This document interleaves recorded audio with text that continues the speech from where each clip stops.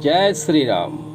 इस बार अधिक मास 18 सितंबर 2020 शुक्रवार उत्तरा फागुनी नक्षत्र से शुभारंभ हो रहा है। यह नक्षत्र तीव्र नक्षत्र है, इसलिए यह शीघ्र शुभ फलदायी भी हो सकता है और अशुभ कारक भी।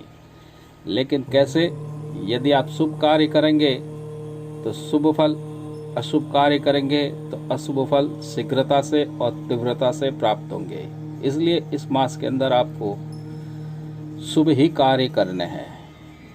सूर्य वर्ष 365 दिन 6 घंटे का होता है, जबकि चंद्रमा का वर्ष 354 दिनों का होता है।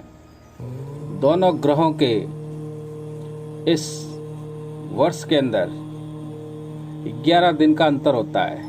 ये अंतर 3 साल में 1 माह का हो जाता है। इस अंतर को दूर करने के लिए यह अतिरिक्त मास अधिमास बनाया गया है।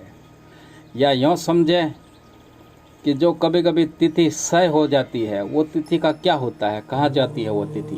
वो क्षय तिथियों का 3 साल में जो संग्रहण होता है वो 1 मास के रूप में होता है, जिसे अधिक मास कहते हैं। पुराणों के अनुसार जब महीनों के नाम का बंटवारा हो रहा था तो अधिक मास का स्वामी कोई भी बनने को तैयार नहीं था। तो अधिमास उदास व दुखी हो गया, क्योंकि उसे यह दुख था कि अब इसे सभी लोग अशुभ मानेंगे। तब भगवान विष्णु ने अधिक मास को और उसके दुख को समझते हुए उसके उद्धार के लिए इस माह का आधिपत्य ग्रहण किया। और अधिक मास को इसलिए भगवान विष्णु के नाम पर, भगवान श्री राम के नाम पर पुरुषोत्तम मास भी बोला जाता है। भगवान विष्णु ने उनको वचन दिया अधिक मास को कि तुम मेरे लिए प्रिय रहोगे, तुम्हारा नाम पुरुषोत्तम मास रहेगा, मैं ही हूँ आपका स्वामी। इसलिए आपके इस मास के अंदर लौकिक कार्य जो भी करेंगे मंगलप्रद होंगे, लेकिन कुछ कार्य अधिक शुभकर होंगे तो कुछ कार्य अधिक अशुभ फल होंगे। जो भी कार्य होगा वो मुझसे ही संबंधित होगा। तभी से अधिक मास में भगवान विष्णु की पूजा करना श्रेष्ठ माना गया है। इस मास में भगवान विष्णु का पूजन करने से आध्यात्मिक वृद्धि के साथ में भौतिक सुखों की वृद्धि होती है, धन, लक्ष्मी, वैभव, पुण्य की प्राप्ति होती है। और इसके साथ ही इस मास में बृहस्पति ग्रह को मजबूत किया जा सकता है। इस मास में नवग्रह दोष शांति होती है, नवग्रह मंत्र का जाप होता है, शिव मंत्र का जाप होता है संकल्प लेकर के। इससे आशा के अनुरूप फल व सिद्धि की प्राप्त होती है। यदि किसी आंशिक या विशेष मनोकामना पूर्ति हेतु यज्ञ हवन करना चाहते हैं तो अधिक मास में उचित शुभ मुहूर्त में यज्ञ हवन आदि करें तो फल की प्राप्ति 100% मिलती है। कुंडली के अंदर यानी कि जन्म कुंडली में बृहस्पति ग्रह को मजबूत करने का इससे बेहतर कोई मौका नहीं रहता। इस मास में तो पूरे मास में दान पुण्य करना भी श्रेष्ठ रहता है, लेकिन प्रत्येक गुरुवार को पीली वस्तुओं का ध्यान करें, श्री हरि का स्मरण करें, सत्यनारायण भगवान की पूजा करनी चाहिए। इस मास के लिए शास्त्रों के अंदर लिखा है अधिकस्य अधिक फलमा, यानी कि अधिक से अधिक इस मास में शुभ कर्मों का फल अधिक मिलता है। मांगलिक कार्य जैसे विवाह, गृह प्रवेश, इन कार्यों को करने के लिए अधिक मास के अंदर शास्त्रों के अंदर वर्जित बताया गया है। इस बार अधिक मास में 25 दिन की खरीदारी के लिए शुभ हैं। इनमें से 15 दिन तो महत्वपूर्ण हैं।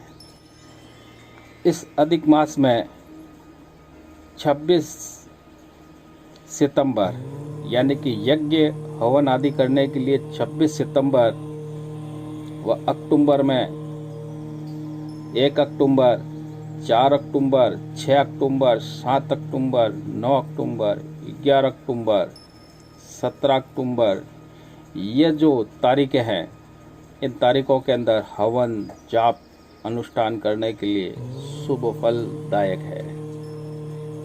यदि आप पहले से भी कोई जप आदि कर रहे हैं तो उसका दशांश हवन इन तारीखों के अंदर कर सकते हैं। अधिक मास के अंदर स्वार्थ सिद्धि योग, दीप पुष्कर योग, अमृत सिद्धि योग, इसका जो है योग आ रहा है। इस योग के अंदर भी आप शुभ कार्य कर सकते हैं। पुष्य नक्षत्र भी आ रहा है इस बार। इस समय आप अपने आवश्यक शुभ कार्य कर सकते हैं। इस अधिक मास में संस्कार, नामकरण, यज्ञोपवीत, विवाह, सामान्य धार्मिक संस्कार, गृह प्रवेश वर्जित होते हैं।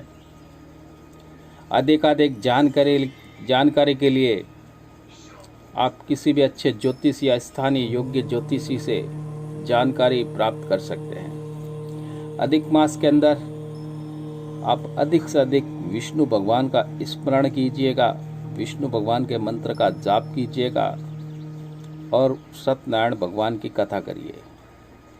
इससे आपका गुरु जो है बलवान होगा, यानी बृहस्पति ग्रह बलवान होगा। मित्रों, 3 साल में एक बार ये समय आता है और 1 महीने का समय रहता है। इस समय में आप अपने बृहस्पति ग्रह को मजबूत कर सकते हैं।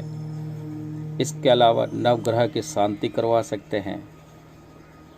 मित्रों, ये जो थोड़ी सी जानकारी दी है आपको, इसको अधिकाधिक समझें और पुरुषोत्तम मास का पूर्ण तरह से लाभ लें। जय श्री राम। मित्रों, हमारे चैनल को लाइक करें, सब्सक्राइब करें, बेल बटन को अवश्य दबावें और यदि शेयर करें तो पुण्य लाभ की प्राप्ति भी होगी।